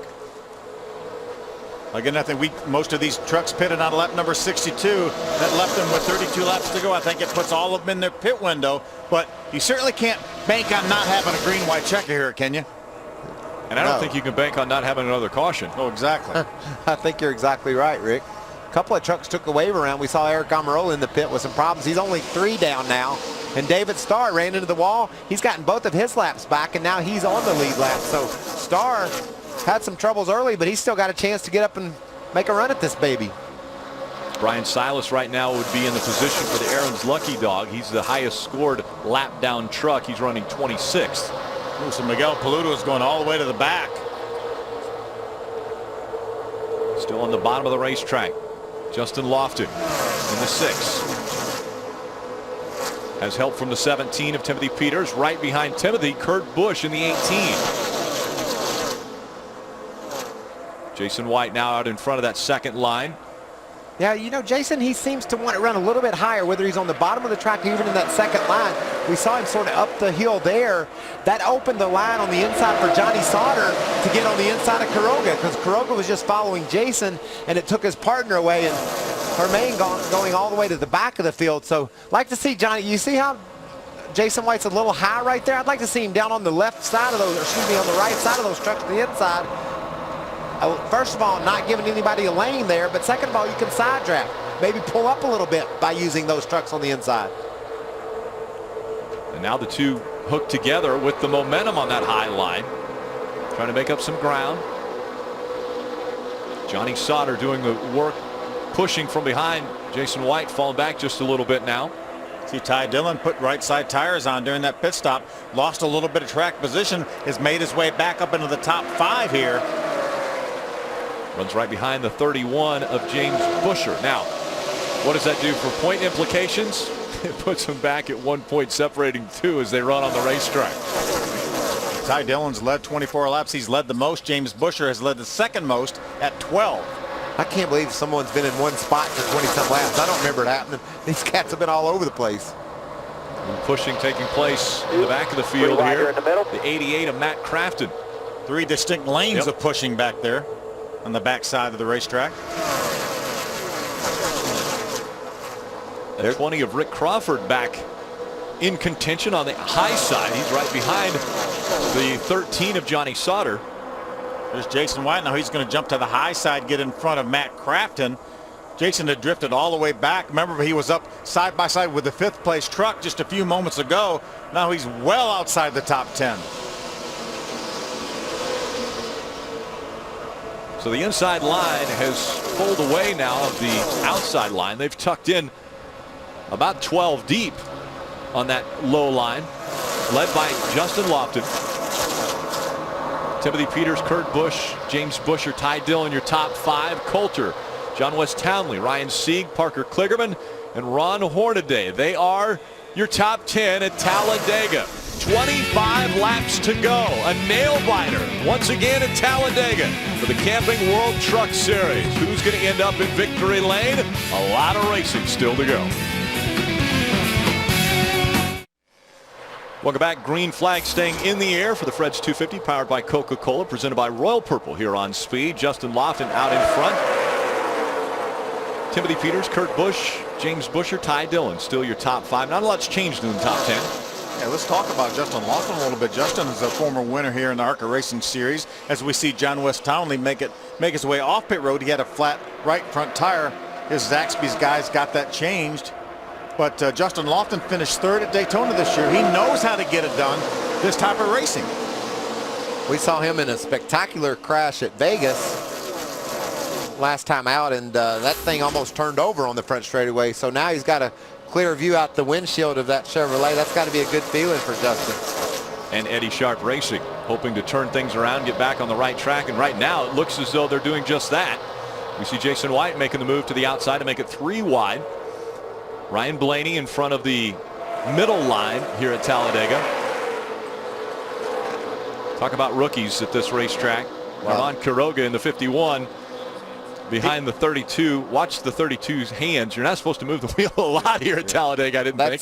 That's when bump drafting goes bad, is when you have a couple of guys, especially Quiroga hadn't done this a whole lot, and he wasn't doing a very good job of pushing Miguel Pluto, and he's right behind him again.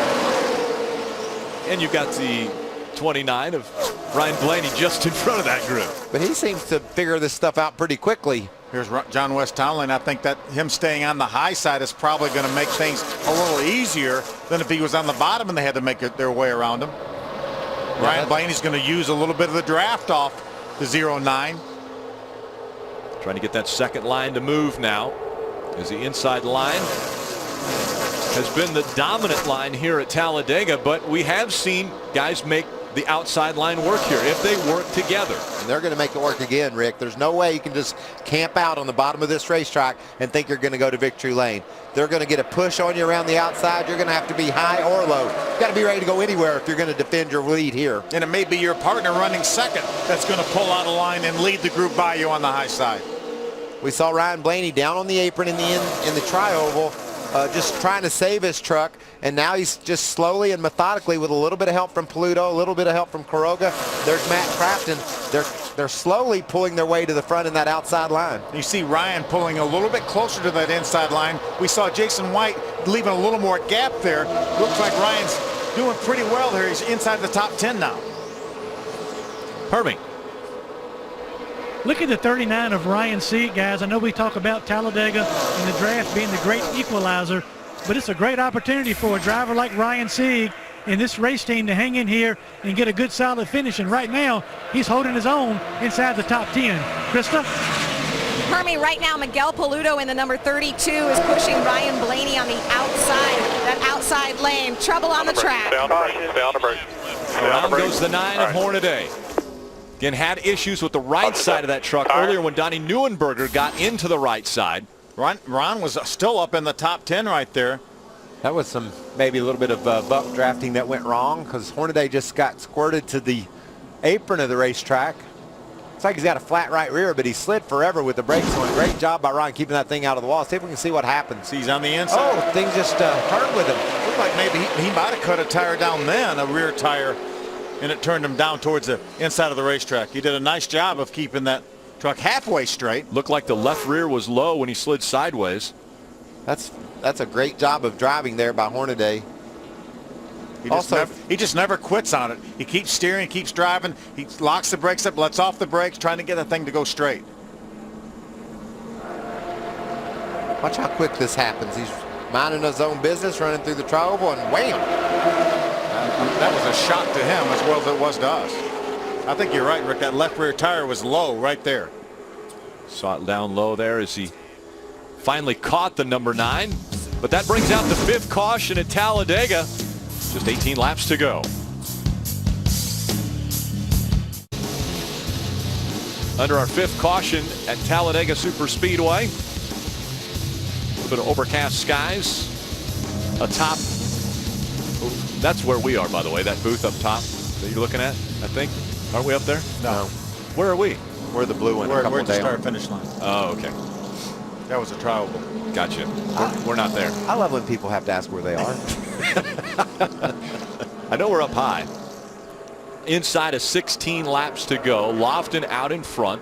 You know, there's been a caution flag at every single truck race at Talladega with inside of the last 10 laps. Every single one. Listen to the back half of this top 10. Ryan Sieg, Ryan Blaney, Miguel Paludo, Quiroga. Herman Quiroga. Herman. How about going to Herman down on pit road? Let's go to Hermie pit road. Hey, I'll answer to most anything. Hey, the 7 truck, Parker Kligerman, that just came back to pit road, they changed the battery in that 7 truck. The gauges were all over the place. We talked about a vibration earlier. So a multitude of problems for the 7 truck, but he hopes to be able to be good to go to the finish. Also, the 18 of Kurt Busch on the racetrack.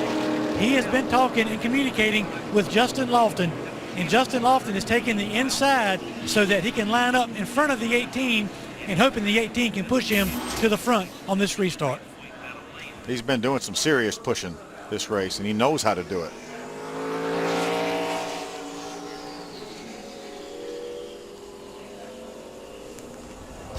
Well, October 20th, the $1 million is up for grabs. Yeah, that's right, $1 million up for grabs as the two-wheeled heroes of dirt clash for the cash in Las Vegas. With this much money on the line, it's guaranteed to be a fight like no other. Don't miss the Monster Energy Cup live from Las Vegas, October 20th, 10 Eastern, only on Speed. Now, you just want to make a note. We saw Parker Kligerman drop outside the top 20 here with 15 to go. That is not a death sentence. He can still race that baby to the front. Got a fresh battery and some renewed life and energy. But Phil, where do you want to be right now? Do you think the guys running 1, 2, 3 have this baby in their hands, or are you going to? The winner going to come from outside the top 10? They don't have it in their hands, but I think that's where I want to be because of who's up there. We've seen James Busher, who's running 3rd right now, run up front the entire, running 4th right now, been up front the entire time. Kurt Busch, probably more experienced than anybody in the field. He's up there right in great position. So I think you want to be around those kind of trucks. Timothy Peters has done a great job. He knows how to win at one of these races, as does Justin Lofton. So it's no secret that the guys that know how to get it done are putting themselves in position towards the end of this race to have a shot at it. I still think that the guy in 23rd or 24th still has a shot at it. Well, and I wouldn't argue that, Rick, especially since one of those trucks is Parker Kligerman. We saw Ryan Hackett of all, he ran the fastest lap of the whole race. Where's he running? He's running in 19th position, the fastest lap today for that young man. Green flag back in the air. Justin Lofton, Timothy Peters, Kurt Busch, James Busher, your top 4. Those 4 working together. Down on the bottom, it's Kurt Busch pushing the 6 of Lofton. And if we could just figure out some way to get Jason White to push, we know how fast that 23 truck is. You see him on the high side there. He restarted back in the 17th place. Maybe Parker Kligerman can use Jason White. He's using him well right now, and those boys can go to the front. Look at the momentum they have. They're driving all the way up inside to the top 5. Ryan Blaney sees that, tries to duck in behind those two, but the two tucked together have worked well, and they have the momentum now on the high side. Here comes the 23 of Jason White. How about from 17th to 1st in one lap? Is that possible? Where was Parker Kligerman? 22nd or 23rd on the restart? And it looks as though the 23 is going to continue that momentum. He doesn't get to the lead, but he's second as they cross the stripe, and now he's the leader. He's leading right now. Okay, I asked you, did you want to be first and second and maybe win this race? How about do you want to be first and second and be leading in a lap or two? Those cats were outside the top 15, and now they're leading the race. In a hurry. Now looking out, trying to get a little air on the grill. 18 hung to was that 7 in line with Parker you, man. Kligerman, and Lofton gets hung out, and he goes to the back. Boy, Lofton's going to need some help now. He needs for somebody to come up and push him. He's going to be outside the top 10 before they get there, and Crafton has so much momentum, he's just going to drive by on the outside. They were going way too fast when they came up to the back bumper of Justin Lofton. And I want to see Jason White now. Show me that yellow line. Keep that 23 truck pinned to that yellow line and make them go around the outside of you. Oh, they probably will go around the outside of them, but don't let them put you in the middle. Don't get off the yellow line, Jason. Right now, stay right on the he's yellow, making man. that truck right wide on the yellow. as they work through 1 and 2. And we just heard the spotter say, stay right on that yellow line. Remember earlier when I said they're running respectfully in line, they're not going to be put, there he is. He's given Parker Kligerman room to get on the bottom of him, and I don't like that. Well, remember, you can't pass on the inside or below the double yellow line, so you can't improve your position. So as long as he hangs on to that yellow line as much as he can't allow anybody to go below him. I'm not sure why he's even flirting with it. There's no reason. We've got to keep her over to the left. Get on him, spotter. And there's no reason right now for Parker Kligerman to look to the inside of that double yellow line, because he can't pass him. As much as he's flirting with moving up a lane, you never know when, oh, we got a spinner. Ron Hornaday through the infield once again in the 9. That brings another caution out. Caution 6 here at Talladega. And we will have a caution inside of the last 10 laps because we will not restart this race till inside of 10 laps. Every single time we've been here. Well, this makes 8. Yeah. Now the right rear tire is gone on that truck. Ron's probably getting tired of spinning around. Yeah, this is the 7th Talladega race, and it is the 7th time we will have a caution inside of 10 laps to go. Half the time we've had a pass for the lead on the last lap. See Ron down on the inside. See what happens to Ron here. Running by the right rear tire is flat. Right rear tire has come off.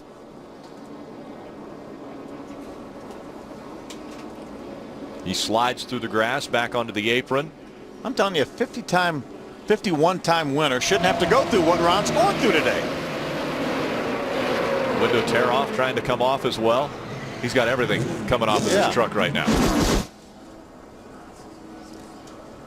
So the tire shredding, the right rear coming off of the 9 of Hornaday. He brings out caution 6 from Talladega. Out in front, it's Jason White. Now Parker Kligerman, who was pushing him, will have to go to the high side. It depends on which truck Jason White wants to be in front of. He's got Kurt Busch potentially behind him if he stays on the bottom. I want Kurt Busch to push me. He's the guy that is the most aggressive. He's the guy that understands how to push those trucks properly. I want him on my side. Yeah, I'm going to restart on the inside if I'm Jason White. That will line Kurt Busch up right behind me. But Timothy Peters knows how to do it too, as does Parker Kligerman, and they'll be on the outside teammates. So it should be a great restart. You think Parker Kligerman knows how to do it? He pushed Jason White all the way to the lead from outside the top 20 in just over a lap. As you can see, Parker Kligerman has had 5 second-place finishes. That's the most in the history of this series without getting a win. Jason Leffler had 6 second-place finishes before he finally was able to get a win at Dover a few years ago.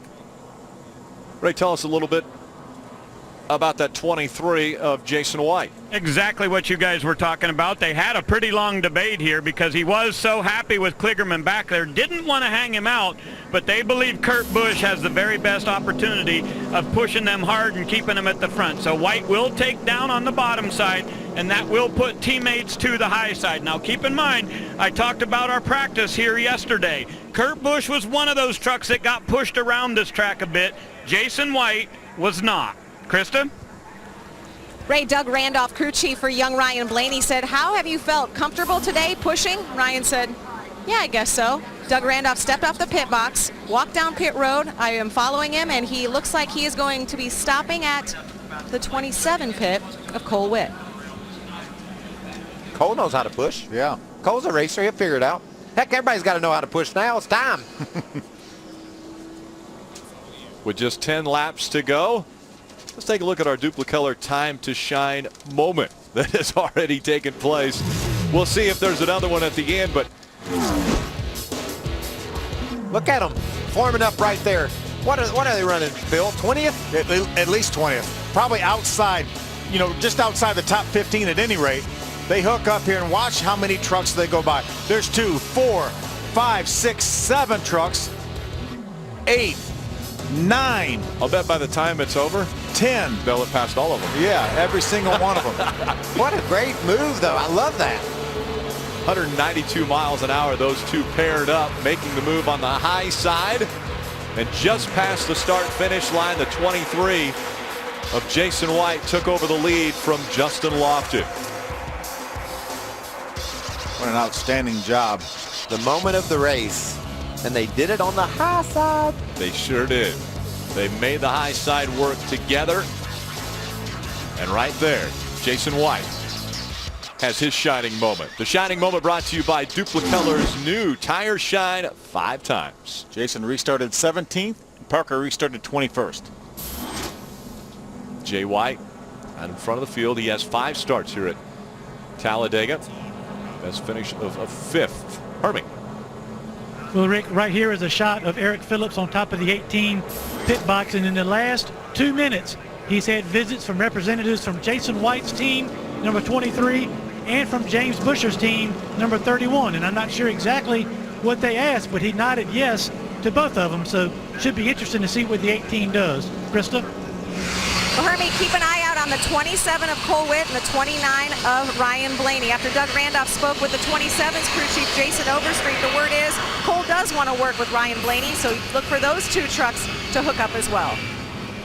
The thing I like about the 18 of Kurt Busch, he's pushed who's ever been in front of him. He hasn't played favorites. It's whoever has been in front of him, he's helped. That's because all he wants to do is win. He's not worried about any points.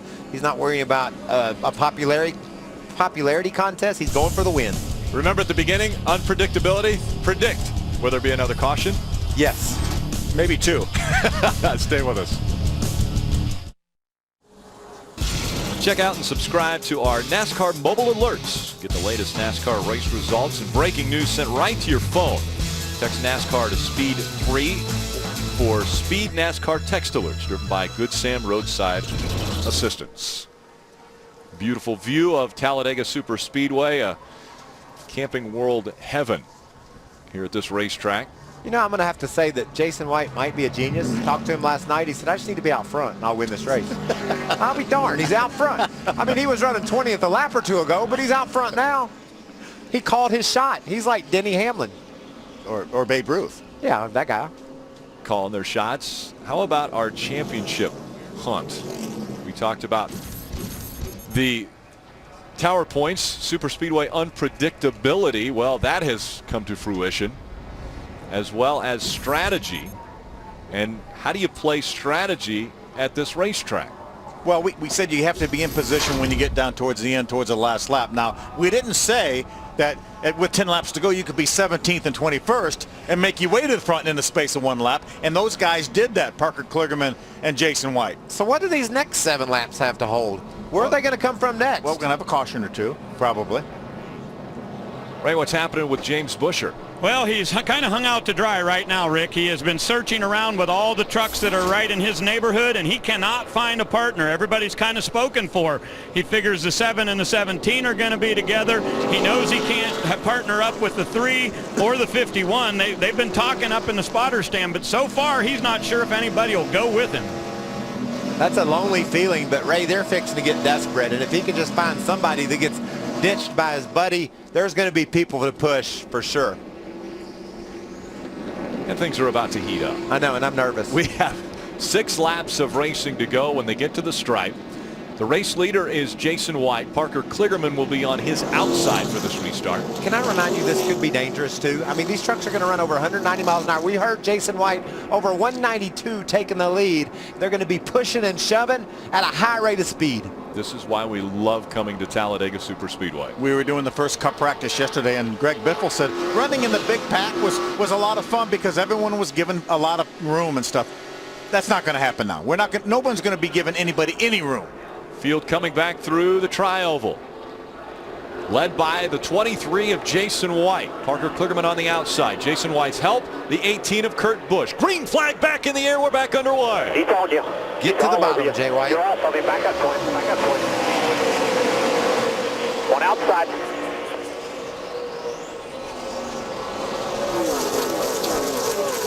The trucks on the outside are hooked together. Stay right on that yellow, man. Teammates working together. Right up to Looks you. like Kurt Busch has now gotten to the back of Jason White, and there's Stay right back on him, man. Got RCR teammates hooked up on the outside. Ty Dillon, Joey Coulter. They duck in now behind the Red Horse trucks. Still a lot of racing to go. Over 6 laps remain here at Talladega. The 2 on the bottom have pulled away from the pack, as have the 2 on the top. But they can't run 6 laps together, I don't believe, Phil, so they'll have to break apart at some point. Who's going to time their tandem drafting correctly? We saw the 2 break up on the high side. Parker Kligerman and Timothy Peters, they dropped down to the bottom of the racetrack. Still hooked up in front, Jason White and Kurt Busch. 5 laps to go. I believe if I was Kurt Busch, I might take a break right here, maybe cool my engine down a little bit. If they've got to bust apart way ahead of the pack will have such a run on them. But you know, I watched Kurt Busch win down at Daytona in the nationwide race. He didn't have any water left in his car when they threw the checkered flag. That baby was blown up, but he won the race. Does he have the same strategy here? The 2 trying to separate themselves, but it's only a matter of time, as you mentioned, before the heat goes up on that 18 truck, and he'll have to break away from the 23 of Jason White. 2 and 3 wide back behind him. You see guys trying to make something happen to the very pack. It's very difficult for the Red Horse trucks running 3rd and 4th to make any ground up. Now they have come apart. The top 2 have separated. So Jason White in front of the 18 of Kurt Busch. 4 laps of racing to go. And look at our 2 point leaders. You think you're not just desperate to get any help you can get? Those are the 2 running 1-2 in the championship battle. And they're working together now. The big move. Out of line is the 7 of Parker Kligerman. He moves up to the high side. Doesn't have any help. Look at the run on the outside for the RCR trucks. Here comes the 3 of Ty Dillon pushing. 2 wide. They go to the front of the field. It's still 2 wide. That's actually James Busher in the Turner truck and Ty Dillon in the RCR truck. Okay, Busher in front of the field. Now Ty Dillon ducks down low. Get inside. He's able to stay just behind the 31 as Busher comes down to hug the yellow line. We talked about the momentum that everyone else would have when they came unhooked. That's what gave the lead to James Busher. Through the tri-oval. Now the top 2 separated as they come to the stripe. 3 laps of racing to go from Talladega. Where's Jason White and Kurt Busch going to go? They're going to get hooked up. They're going to try to go by on the outside. Maybe just wait a lap here, Phil, and maybe let Jason White back up to Busch and see if they can tie it together and keep it all the way to the checkers. Timing is everything. Will they be able to move out of line? Because here comes the 2nd line. They're starting to move. Parker Kligerman. Johnny Sauter making that 2nd line work. Oh, this is good stuff, and it's tense, too. These guys are all over one another. Coming out of turn number 4, looking into the tri-oval. Crowd on their feet here at Talladega. How about Eman Quiroga running up in the top 10 on the inside behind Timothy Peters? Through the tri-oval. In front, it's James Busher. Ty Dillon, 1 and 2. 2 laps of racing to go. Looks like maybe Busch is going to get a hold to the back of Jason White. They need to go while they have room to get to the outside before that outside line gets there. Separation still between the top 2. I want to go now, Phil. I'm ready. Yeah, I think we got to go now. Well, they work together again. The top 2 in points, running 1 and 2. Now, all the way up away from the double yellow line as they enter 3 and 4. Here comes the outside line. Parker Kligerman making it work with help from Johnny Sauter. It's amazing that outside line was able to get the momentum they did. Here they come through the tri-oval. This time by, white flag will fly. They're side by side, and the 31 of James Busher gets shoved out of the way. Here comes the 3 of Ty Dillon. Ty's able to get back down to the white line. How about Ryan Blaney now battling for third? Here comes Ty Dillon, a little wiggle out of the 29. The next flag that flies is the one that will determine the winner of this race. Can't believe they made it through turn 2. Unbelievable, unbelievable. That 4 trucks, now they're wrecking. And now they're going to wreck behind them. Trucks sliding all over. Will the caution come out, though? No caution yet. No caution. They're still... And the caution comes out. Now the caution comes out. In front of the field is Parker Kligerman. Take your position. Parker Kligerman is going to win his first ever Camping World Truck Series race, and it's going to come at Talladega Superspeedway. Being in the right place when it got down towards the end of the race, Parker Kligerman was, with a lot of help from that 13 truck. We didn't have any idea that with 10 to go, the right place was going to be 21st position. That's the only thing we didn't have figured out. But we knew you could win from anywhere. This is the best damn team in sports right now. Tom DeLoach, thank you, Camp Horse around. How about right there? Thank you, are your top daughter. 4 in points were the top 5 that crossed the stripe.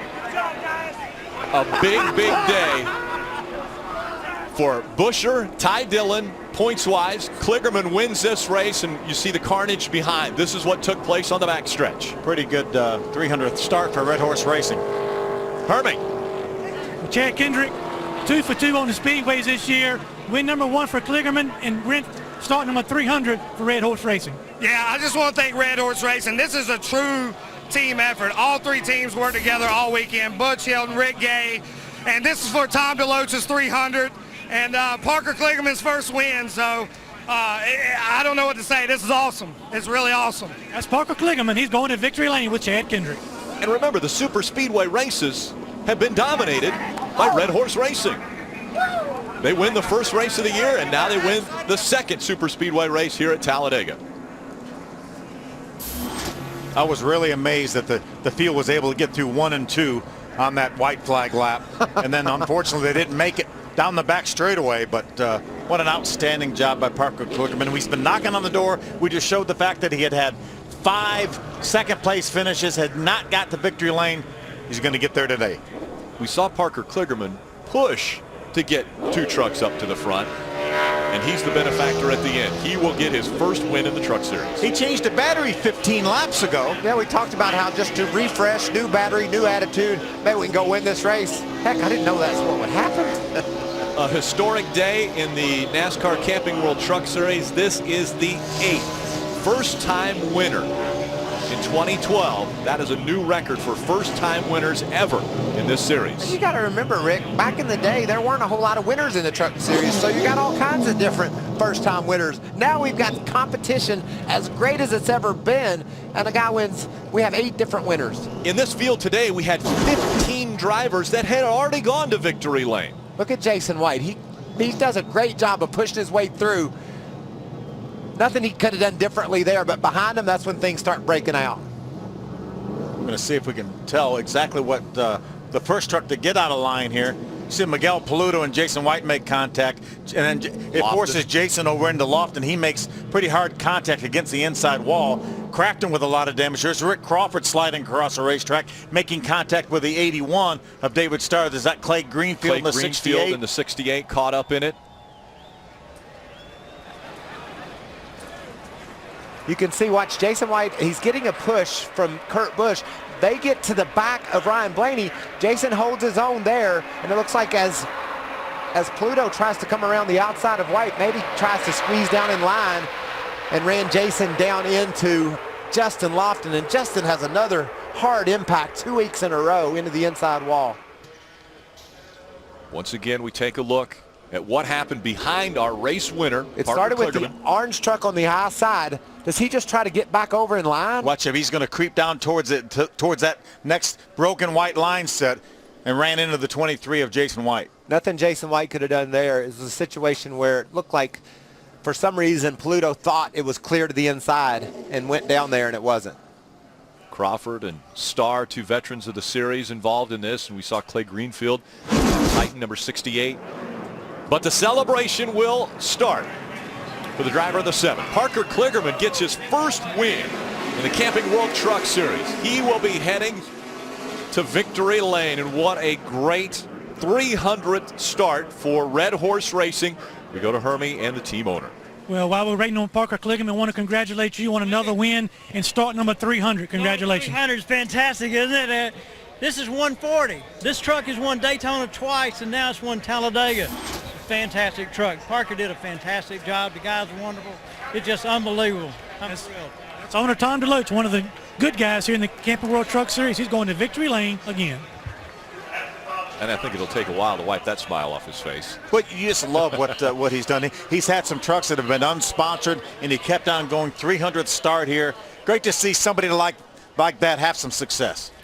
How about that? He's gonna claim the infield here at Talladega with his checkered flag. He may go try to claim victory lane too. I think he needs to. There you go. That's a fun celebration. That's great. Ray Dunlap.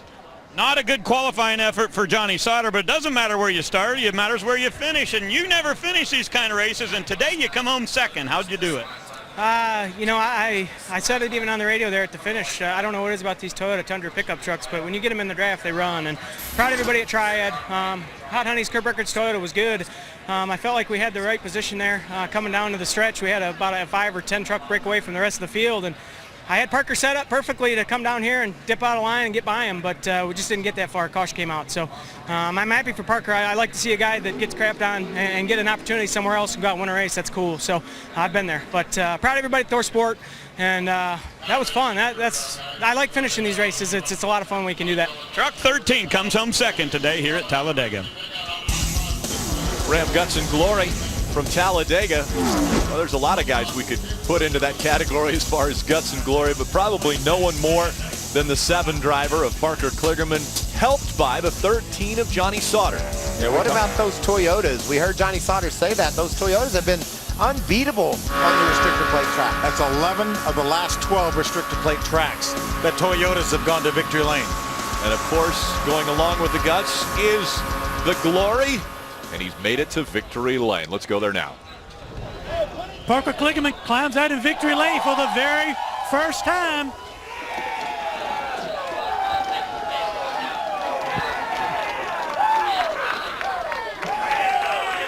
Slightly happy are your teammates in victory lane, Parker?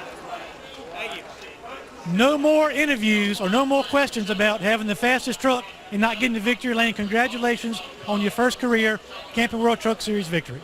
Woo! I can't thank enough people in this world, you know. There's a ton of people that have made this possible to get to this point in my career.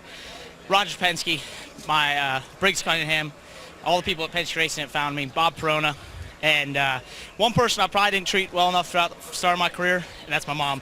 Couldn't have done without her. She always believed in me when no one else did. Can't thank her enough. Well, let's say enough about these guys. We fought every single possible thing you could fight today. We had a vibration. We had, excuse me, there's a hat. We had a battery go down. We had no alternator, and we just went for it there at the end. And thank you to Johnny Sauter because he made that possible. That was pretty awesome. But you can't say enough about these guys. This is awesome. We're gonna go fight for this championship for sure. That's Parker Kligerman. Always exciting to see a fresh face in victory lane. Rick?